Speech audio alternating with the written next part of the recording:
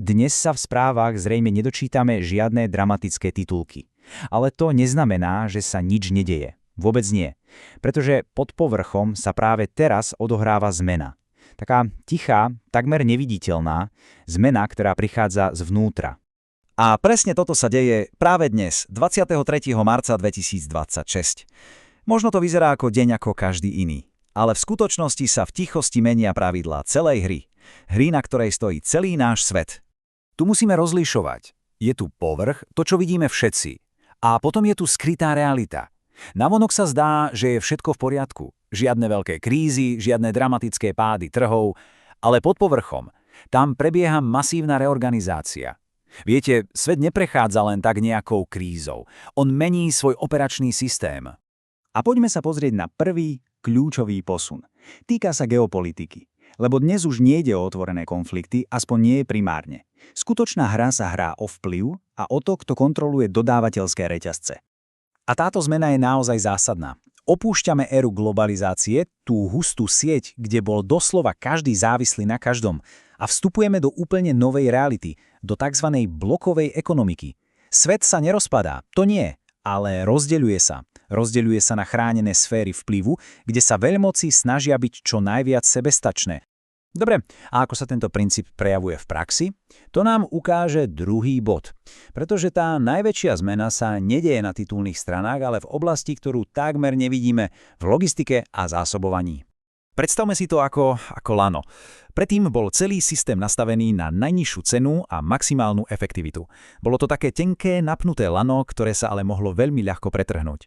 No a dnes sa to kývadlo presúva k odolnosti, k schopnosti prežiť. Firmy si budujú strategické rezervy. A výsledok? No, možno o niečo vyššie ceny, ale radikálne menšie riziko, že sa celý ten systém zosype ako domček z karát. Tento presun do neviditeľna sa ale netýka len ekonomiky. Vôbec nie. Úplne mení aj povahu moderných konfliktov.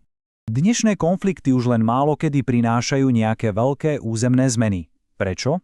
Lebo bojsko sa presunulo z toho fyzického sveta do informačnej vrstvy. Moderná vojna je v podstate boj o kontrolu nad tým, čo vnímame ako realitu. Je to boj vedený cez kybernetické operácie, rušenie signálov a totálnu kontrolu informačných tokov. Táto veta to vystihuje úplne dokonale. Dnešná vojna, to je skrátka menej tankov a viac dát. To je tá nová paradigma. A teraz sa dostávame k poslednej, no možno k tej najdôležitejšej transformácii.